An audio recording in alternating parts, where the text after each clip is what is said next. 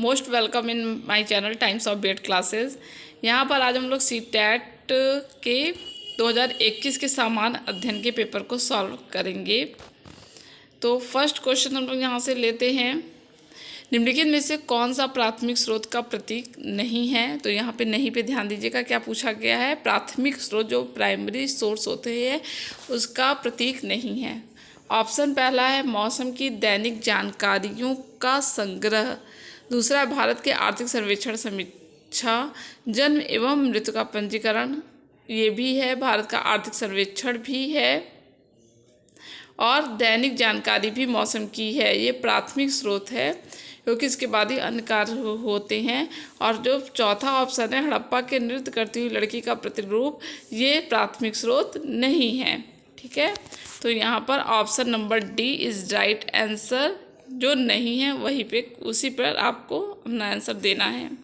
Next question देखते हैं, यहाँ पर एक बार प्राथमिक और द्वितीयक स्रोत के बारे में भी दिया गया है तो पढ़ लेते हैं। प्राथमिक स्रोत क्या है?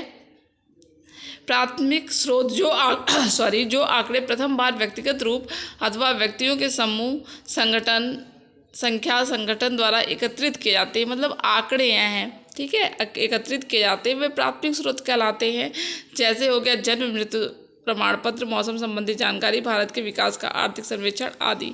और द्वितीयक स्रोत क्या है? द्वितीयक स्रोत वे होते हैं जो व्यक्ति या संख्याओं द्वारा एकत्रित किए जाते हैं, जैसे लिखित पुस्तकें, प्रतिवेदन, संस्मरण, यात्रा वृत्तांत, ऐतिहासिक प्रतिरूप आदि। तो यहाँ पे ये चीज़ें क्लियर हो गई होंगी। नेक्स्ट क्वेश्चन देखते हैं, मानचित्र में प्रयोग होने वाले रूढ़ प्रतीक होते हैं, क्या होते हैं? राइट आंसर है ए। क्या होते हैं? रूढ़ प्रतीक होते हैं वे प्रतीक जिनके उपयोग के संबंध में एक अंतर्राष्ट्रीय सहमति होती है, वही क्या होते हैं? रूढ़ प्रतीक होते हैं। तो इस क्वेश्चन को आप लोग अच्छी तरीके से देख लीजिए। नेक्स्ट क्वेश्चन देखते हैं, वायु दाब के संदर्भ में नीचे दिए गए कथनों में से कौन सा सही है? सही आंसर आपको वायु दाब के संदर्भ में देना है। ऑप्शन पढ़ते हैं। पहला ऑप्शन है वायु सदैव निम्न दाब से उच्च दाब की ओर गमन करती है, बिल्कुल ही गलत आंसर है क्योंकि उच्च दाब से निम्न दाब की ओर करती है, तो ये गलत हो गया। सेकंड है निम्न दाब बादल युक्त आकाश एवं नम मौसम के साथ जुड़ा है और उच्च दाब स्पष्ट एवं स्वच्छ आकाश के साथ जुड़ा है, ये राइट आंसर है। तीसरा ऑप्शन क्या हुआ था? निम्न दाब क्षेत्र तब बनता है जब कम तापमान वाले क्षेत्रों में वायु ठंडी होकर ऊपर उठती है, ये भी गलत है। जब अधिक तापमान वाले क्षेत्रों में वायु गर्म होकर निर्जित होकर होती है तब उच्च दाब क्षेत्र बनते हैं, ये भी गलत है। तो ऑप्शन सही भी सही है। दाब बादल युक्त आकाश एवं नम मौसम के साथ जुड़ा है। उच्च दाब जहाँ रहता है वहाँ पर जो मौसम रहता है वो स्पष्ट रहता है और स्वच्छ रहता है, ये सही है। नेक्स्ट क्वेश्चन लेते हैं। नेक्स्ट क्वेश्चन है, यहाँ पर आप लोग एक बार एक्सप्लेनेशन देख सकते हैं। निम्न वायुदाब बादल युक्त आकाश एवं नम मौसम के साथ जुड़ा है और उच्च दाब स्पष्ट एवं स्वच्छ आकाश से जुड़ा है। वायुदाब सदैव उच्च दाब से निम्न दाब की ओर गमन करता है। उच्च वायुदाब क्षेत्र से निम्न वायुदाब क्षेत्र की ओर वायु की गति को क्या कहते हैं? पवन कहते हैं। एनसीईआरटी की बुक में ऐसे ही लिखा हुआ है ये लाइन। नेक्स्ट क्वेश्चन आप देखिए, संविधान की प्रस्तावना में निम्नलिखित में से किस प्रकार की समानता है? तो आपको पता होना चाहिए कि समानता प्रतिष्ठा और अवसर की समानता दिया हुआ है। एक स्वतंत्रता की बात, एक समानता की बात दी हुई है। क्या क्या दिया गया है? न्याय दिया गया है, स्वतंत्रता दिया गया है और समता दिया गया हमारे प्रस्तावना में। तो यहाँ किसकी बात की गई है? समता में प्रतिष्ठा और अवसर की समता। ऑप्शन में हमारे पास है प्रतिष्ठा की समानता, तो ये राइट आंसर हो जाएगा। जबकि संपत्ति की समानता, रोजगार की समानता, वेतन की समानता नहीं दी गई है। एक बार इसका एक्सप्लेनेशन जरूर देखना चाहिए क्योंकि नेक्स्ट टाइम कुछ दूसरा क्वेश्चन दे सकता है। तो यहाँ पर देखिए, लाइन देखिए, हम भारत के लोग भारत को एक संपूर्ण प्रभुत्व संपन्न क्या बनाना चाहते हैं? भारत को हम बनाना चाहते हैं प्रभुत्व संपन्न, समाजवादी, पंथ निरपेक्ष, लोकतंत्रात्मक गणराज्य बनाने के लिए। ये हम अपने भारत को बनाना चाहते हैं, जो भारत हो प्रभुत्व संपन्न हो, समाजवादी हो और पंथ निरपेक्ष लोकतंत्रात्मक गणराज्य बनाना चाहते हैं। वर्ड आप याद रखिए, कितने वर्ड कह गए? 1 2 3 4, तो आपका नहीं गलत होगा। और हम अपने नागरिक को क्या देना चाहते हैं तथा उसके समस्त नागरिकों को क्या प्रदान करना चाहते हैं? पहला तो समता प्रदान करना चाहते हैं, फिर किसकी बात कही गई है? स्वतंत्रता की बात कही गई है। एक बार है, छोटी सी चीज़ें समझ लीजिए, हमेशा के लिए सही रहेगा। समता की बात हो गई, स्वतंत्रता की बात हो गई और समानता की बात हो गई। ये 3 चीज़ हम अपने नागरिकों को देना चाहते हैं। तो न्याय, जस्टिस किस प्रकार का देना चाहते हैं? सामाजिक, आर्थिक, राजनीतिक, सोशल, इकोनॉमिक और पॉलिटिकल जस्टिस देना चाहते हैं। ये 3 शब्द है, अच्छे तरीके से याद कर लीजिए। स्वतंत्रता 5 चीज़ों की: विचार की, अभिव्यक्ति की, विश्वास, धर्म और उपासना की स्वतंत्रता। विचार, अभिव्यक्ति, विश्वास, धर्म और उपासना की स्वतंत्रता कहीं नोट करके याद कर लीजिए। प्रतिष्ठा और अवसर की समता प्रदान करने के लिए तथा उन सब में व्यक्ति की गरिमा और राष्ट्र की एकता और अखंडता सुनिश्चित करने वाली बंधुता बढ़ाने के लिए दृढ़ संकल्प होकर अपनी इस संविधान सभा को, जिसने संविधान बनाया है, संविधान सभा ने आज संविधान सभा के आज तारीख क्या है? 26 नवंबर 1949 को अत्यंत द्वारा इस संविधान को क्या करते हैं? जो संविधान बना संविधान सभा द्वारा, इस संविधान को हमने क्या कर लिया? एडॉप्ट कर लिया, अंगीकृत कर लिया, अधिनियमित, एक्टेड कर लिया और आत्म अर्पित कर लिया। तो ये हमारी क्या हो गई? संविधान की प्रस्तावना। आई होप आपको अच्छे से समझ में आ गया होगा कि नेक्स्ट टाइम प्रस्तावना से रिलेटेड क्वेश्चन आए और हमारा गलत ना हो। फिर है 35 नंबर का क्वेश्चन यहाँ पर दिया हुआ है, मृदा के निर्माण को प्रभावित करने वाले कारकों का मिलान कीजिए। मृदा से रिलेटेड है, इसका एक बार आप लोग ऑप्शन देख लीजिए।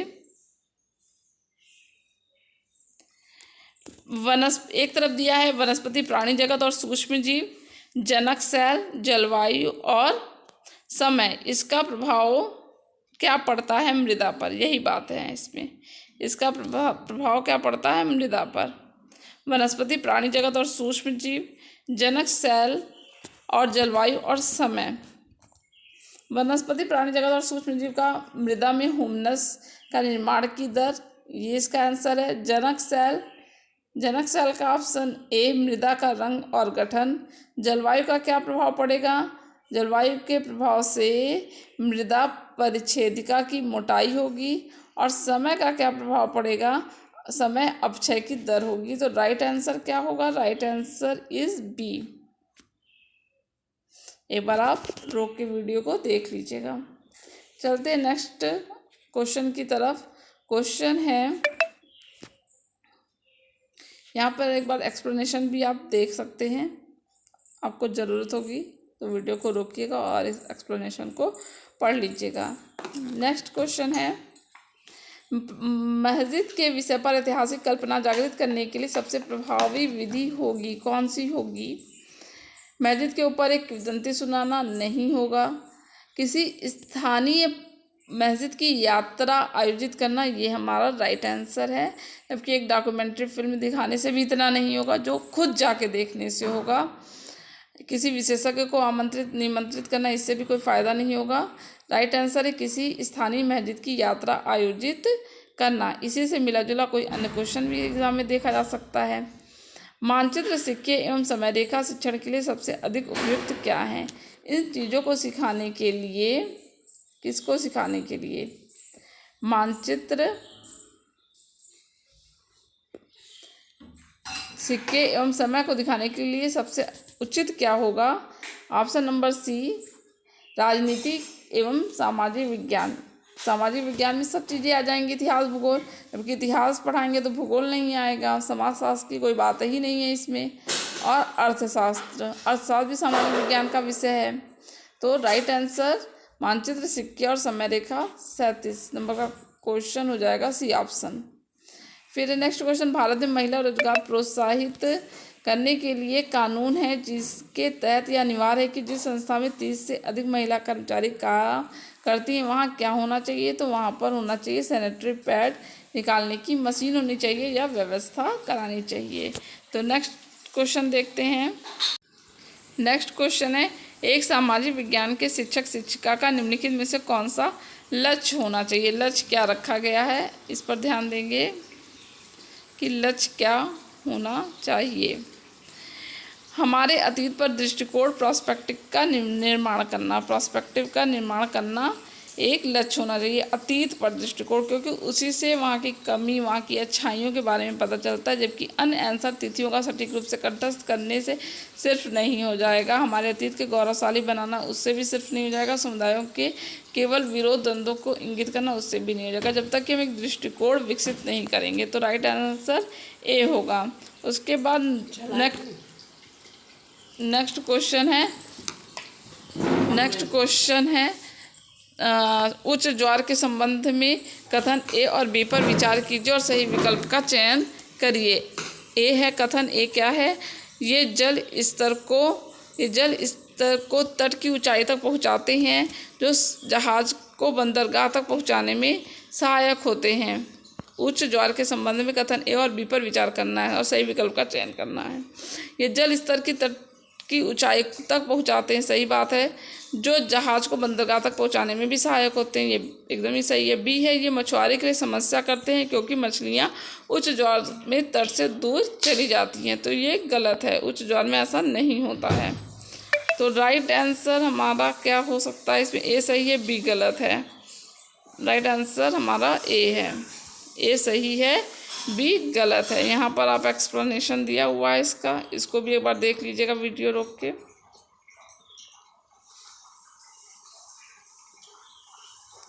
अब हम नेक्स्ट क्वेश्चन पे उपनिषद पर चलते हैं।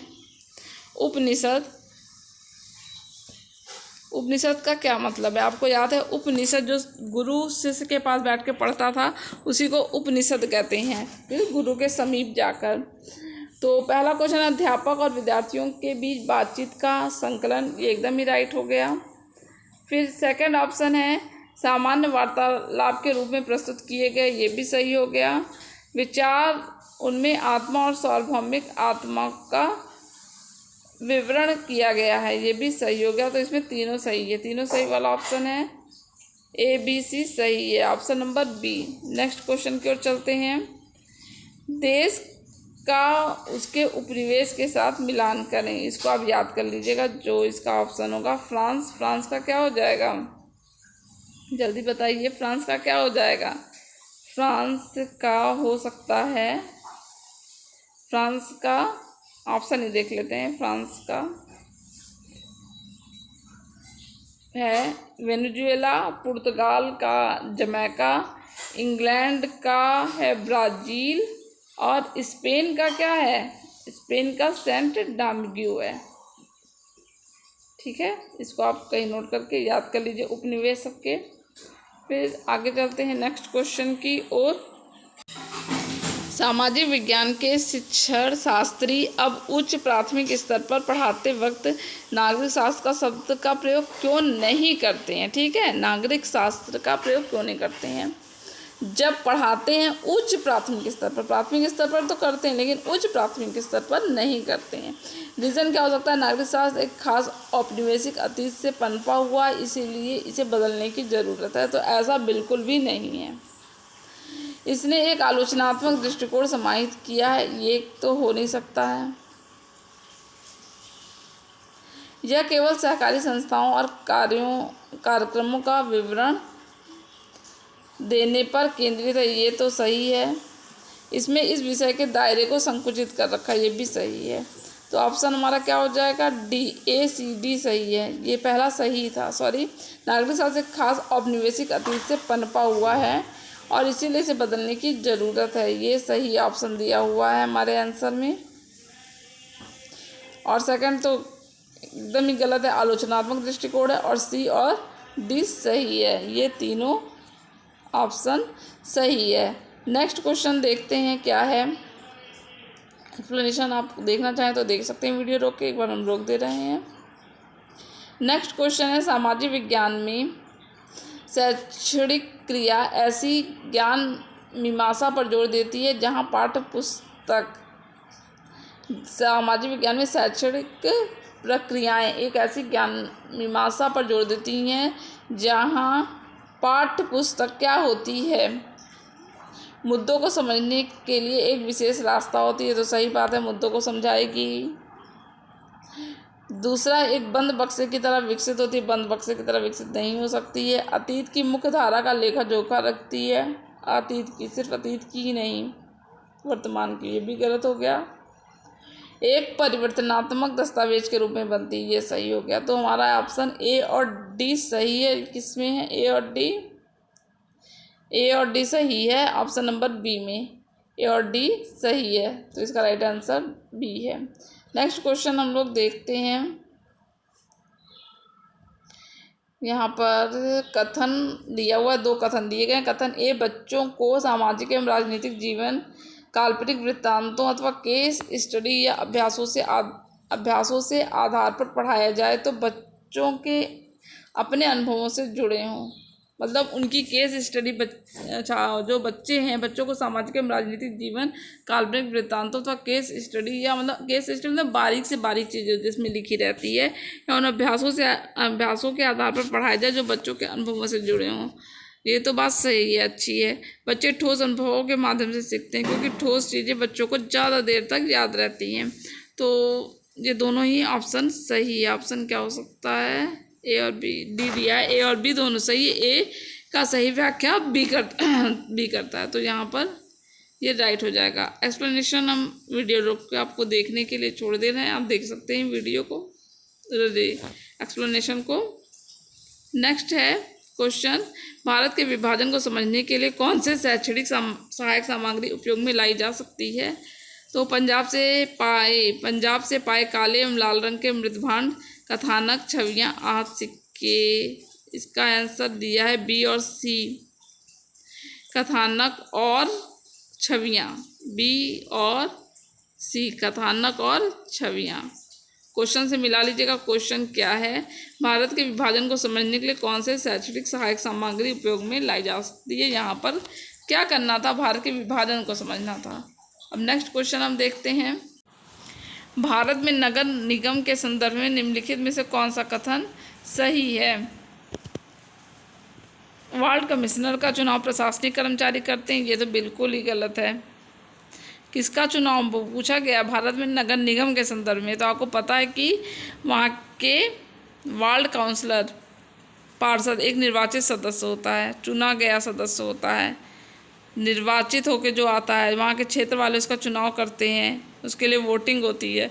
वार्ड काउंसलर, पार्षद का चुनाव मुख्य रूप से उस क्षेत्र की जनता प्रत्यक्ष मतदान द्वारा होता है। याद कीजिएगा, ये वोटिंग द्वारा होता है और जिसमें हम सब जनता भाग लेते हैं। भारत के 74वें संविधान संशोधन के संदर्भ में जो पंचायती राज व्यवस्था थी के माध्यम से पार्षद का मुख्य रूप से स्थानीय शहरी शासन के अंदर आता है। एक पार्षद का मुख्य कार्य जनता की समस्याओं को परिषद में विचार विमर्श प्रस्तुत करना है। नेक्स्ट क्वेश्चन की तरफ चलते हैं। न्यायमूर्ति राजेंद्र सच्चर कमेटी द्वारा 2005 में किस समुदाय के आर्थिक सामाजिक हाशियाकरण पर अध्ययन किया गया?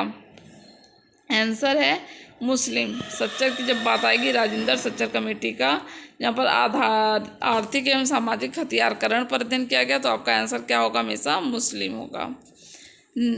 एक्सप्लेनेशन की तरफ आपको देखना चाहते हैं तो आप देख लीजिए। नेक्स्ट क्वेश्चन है, कक्षा में ध्यान न देने वाले विद्यार्थियों के प्रति सामाजिक विज्ञान के शिक्षक किस तरह का व्यवहार करेंगे? व्यवहार पहला है, उन्हें और अधिक तिथि और तथ्यों को याद करने के लिए कहेंगे और उन्हें व्यस्त रखेंगे। बिल्कुल ही गलत है, क्योंकि जब रुचि नहीं है तो बच्चा याद क्या करेगा? उनसे बातचीत करेंगे और उनकी अभिरुचि का कारण जानने का प्रयास करेंगे। ये कुछ हद तक ये तो सही लग रहा है।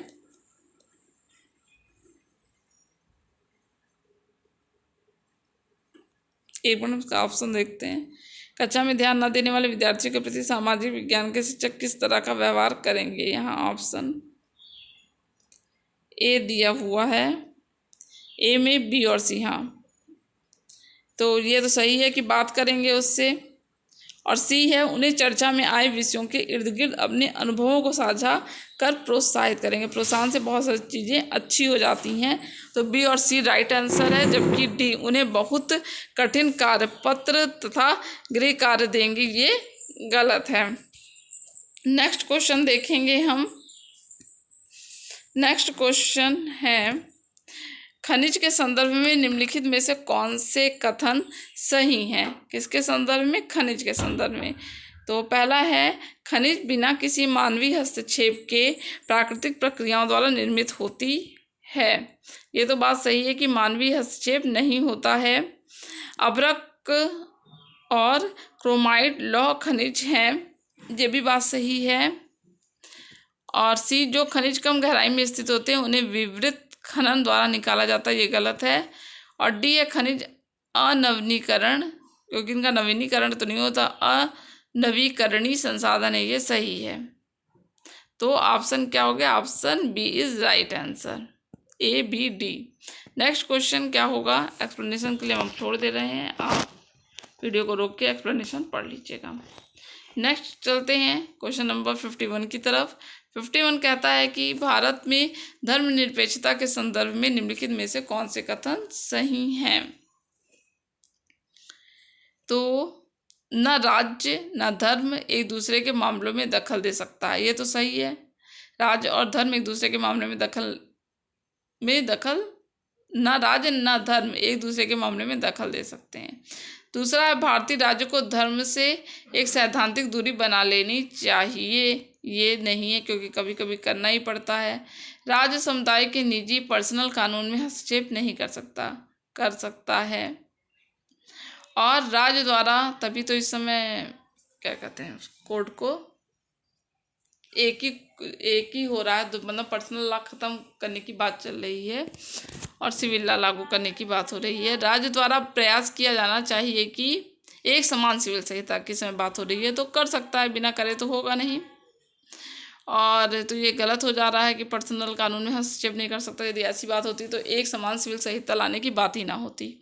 डी है राज्य द्वारा प्रयास किया जाना चाहिए कि एक धार्मिक समुदाय दूसरे समुदाय पर प्रभुत्व स्थापित करे।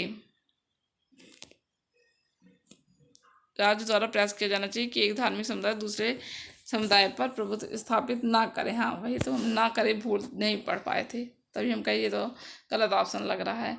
नहीं करना चाहिए क्योंकि सभी धर्म प्रभुत्वमान हैं। तो इसका राइट आंसर यहाँ क्या दिया गया? डी दिया गया है। नेक्स्ट क्वेश्चन हम सॉल्व करेंगे। नेक्स्ट क्वेश्चन है सुधारक दिया गया, सुधारकों का आंदोलन के साथ मिलान कीजिए। तो इसको तो आप याद कर लीजिएगा कि कौन सा सही है। जैसे पहला है घासीदास, तो घासीदास का सतनामी आंदोलन था, इसको याद कर लीजिए। घासीदास सतनामी आंदोलन। पेरियार जो था वो आत्मसम्मान आंदोलन था। डोरोजियो आंदोलन यंग बंगाल आंदोलन था। और अंबेडकर का मंदिर प्रवेश आंदोलन था। अंबेडकर का तो मंदिर प्रवेश आंदोलन याद ही है। सतनामी आंदोलन याद करिए। और पेरियार का आत्मसम्मान आंदोलन, ये पेरियार जो दक्षिण से संबंधित होते हैं, आत्मसम्मान आंदोलन याद हो जाएगा। डोरोजियो कुछ अलग है, तो यंग बंगाल आंदोलन है। और इसका एक्सप्लेनेशन भी एक बार देख लेना ज़रूरी होता है। सतनामी पंथ के अनुयायियों ने सन 1972 में औरंगजेब के विरुद्ध एक विद्रोह किया था।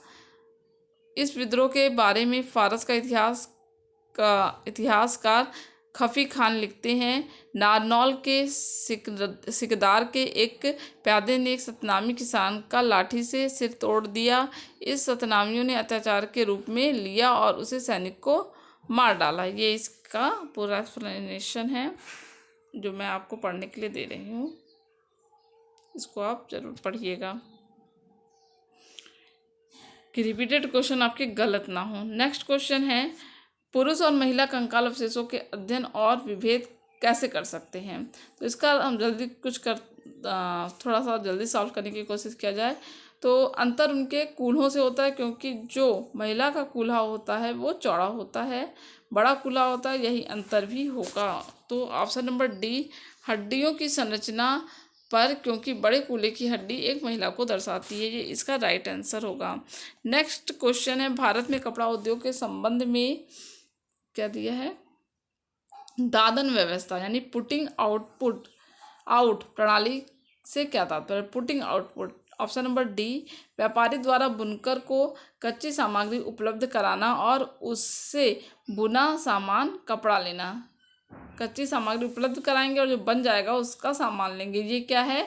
दादन व्यवस्था, जिसको कहते हैं पुटिंग आउट प्रणाली। ठीक है। नेक्स्ट क्वेश्चन क्या है?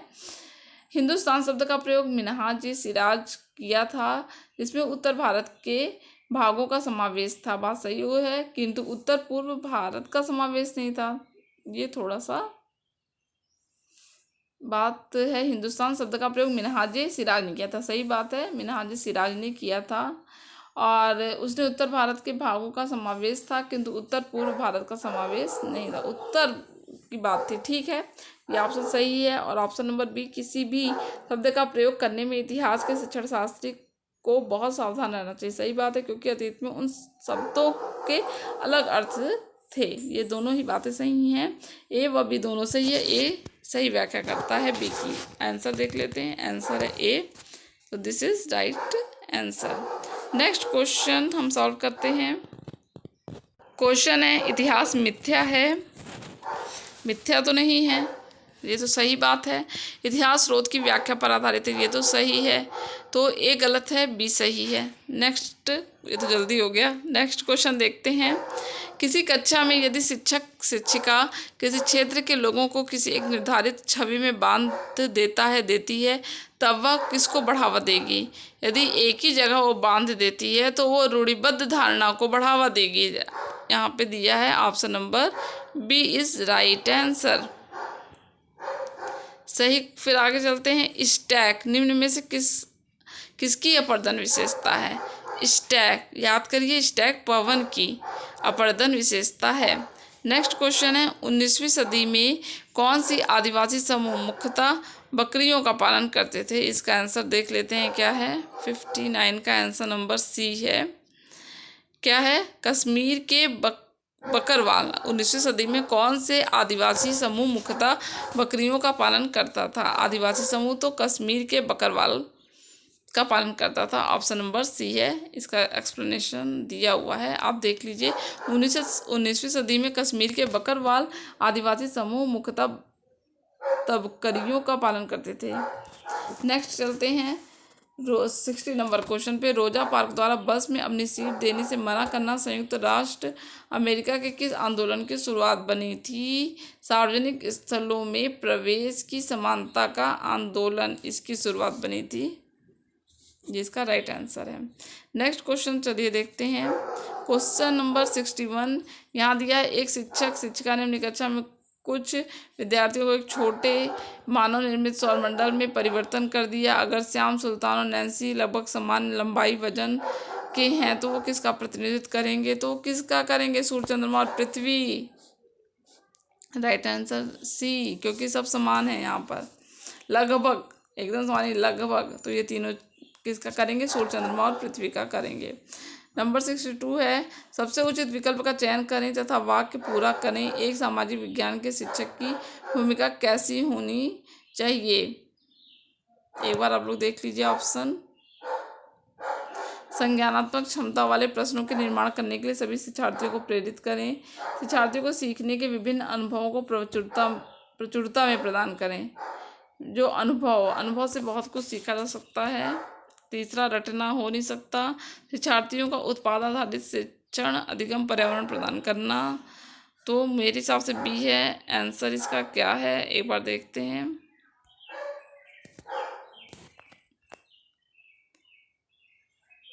हाँ, प्रचुरता, इसका राइट आंसर बी है।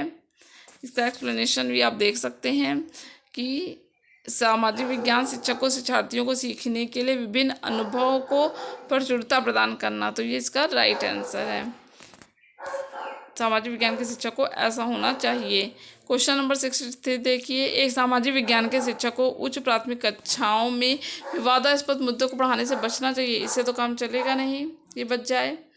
और बी है, विवाद उत्पन्न होते हैं क्योंकि इतिहास में स्रोत अपने आप बोलते नहीं। ये तो बात सही है कि विवाद तो उत्पन्न होते हैं, तो बी राइट है और ए गलत है। उस हिसाब से हमारा ऑप्शन क्या हो जाएगा? बी। ए गलत है, बी राइट है। नेक्स्ट क्वेश्चन देखिए। अकबरनामा के अनुसार सूबेदार का कार्यभार था, क्या था कार्यभार?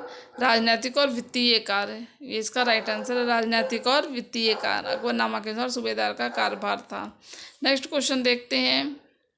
याद कर लीजिएगा, राजनैतिक और वित्तीय कार्य है। क्वेश्चन रिपीट भी हो सकता है। समय और स्थान की समझ विकसित करने के लिए उपयोग किसका किया जाता है? तो स्वाभाविक सी बात है, ग्लोब और मानचित्र का। ये मेरे वीडियो में, ग्लोब वाले वीडियो में ये एक्सप्लेनेशन पूरा दिया गया है, पूरा चैप्टर एनसीईआरटी की बुक से रिलेटेड है ये। भारतीय संविधान के अनुच्छेद 39A के अनुसार राज्य जो नीति निर्देशक तत्व है, ठीक है, 39A, राज्य का यह कर्तव्य है कि वह अपने नागरिकों को क्या उपलब्ध कराए, तो वह कराए उपलब्ध कानूनी सहायता उपलब्ध कराए। अमेजन बेसिन में पाए जाने वाले ब्रोमीलियाड क्या हैं?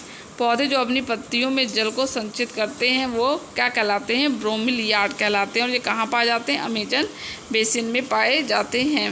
ये इसका राइट आंसर है। नेक्स्ट क्वेश्चन है, सुनामी तरंगों के संबंध में कथन ए और बी पर विचार कीजिए और सही विकल्प का चयन कीजिए। सुनामी के बारे में बात है यहाँ पर। ज्वालामुखी जो उद्गार होता है वो कभी सुनामी तरंगों को उत्पन्न नहीं कर सकता, ऐसा नहीं है, तो ये गलत हो जा रहा है। और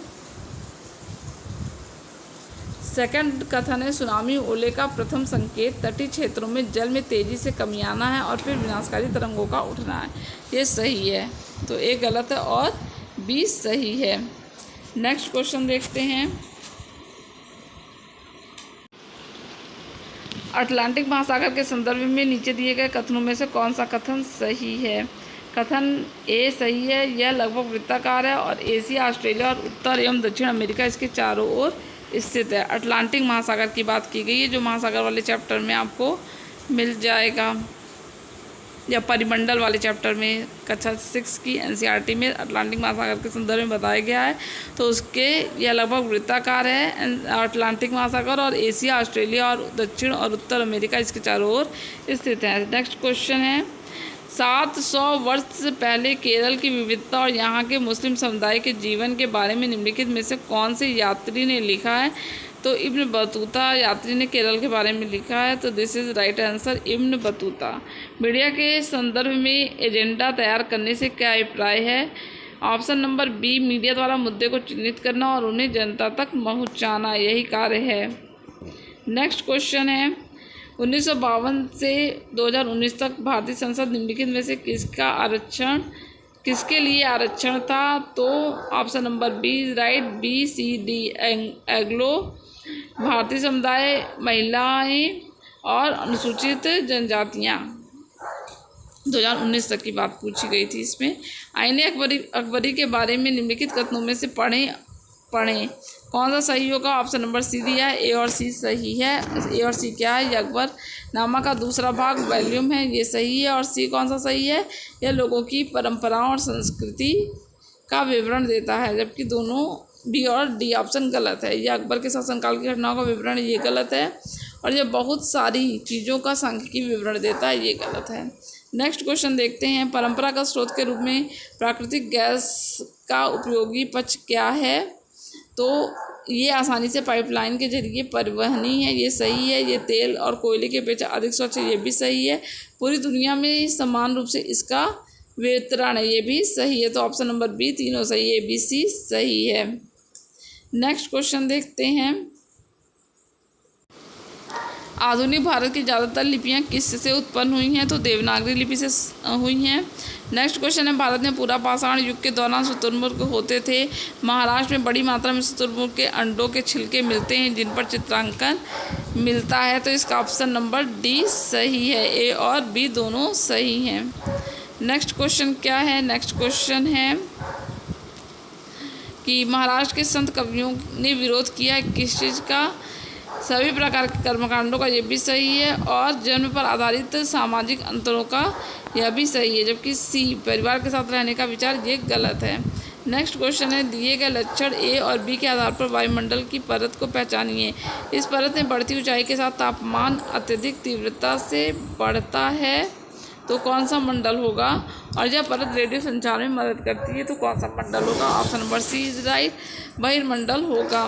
नेक्स्ट क्वेश्चन है, समाज विज्ञान पाठ्यक्रम के दायरे की विस्तृत होने की संभावना बनी रहती है। बच्चे बाहरी दुनिया के तमाम अनुभवों को कक्षा में लेकर आते हैं। Option number C right, A B दोनों सही है। और ए सही व्याख्या करता है बी की। सामाजिक विज्ञान शिक्षण शास्त्र की सामाजिक समझ अध्यापक को निम्नलिखित सभी को करने के लिए प्रोत्साहित करता है, केवल इनको छोड़कर। तो पढ़ लेते हैं। स्रोत की मदद से अनुमान लगाने व सत्यापन करने का अवसर उत्पन्न करना, शिक्षार्थियों में सुव्यवस्थित तर्क करने के कौशल को विकसित करना। और 2 ऑप्शन है, इतिहास को यह प्रक्रिया में प्रस्तुत करना, यथास्थिति बनाए रखना। तो यथास्थिति बनाए रखना राइट है, डी। और यहाँ पर नेक्स्ट क्वेश्चन है, आप भोपाल में सामाजिक विज्ञान के शिक्षक हैं। पूर्व इतिहास के लोगों से विद्यार्थियों को परिचित कराने के लिए सर्वोत्तम शिक्षण शास्त्रीय विधि कौन सी होगी? 1, अभिलेखागार का भ्रमण करना ज़्यादा अच्छा होगा सब विधियों की अपेक्षा। ठीक है, अभिलेखागार जहाँ पे अभिलेख भी मिले उसका भ्रमण करना। नेक्स्ट क्वेश्चन है, साम्राज्यवादी ऐतिहासिक पेंटिंग, इसको आप देख लीजिए। इसका ऑप्शन क्या है? सी, ए, बी, सी। ये तीनों ही कथन सही है।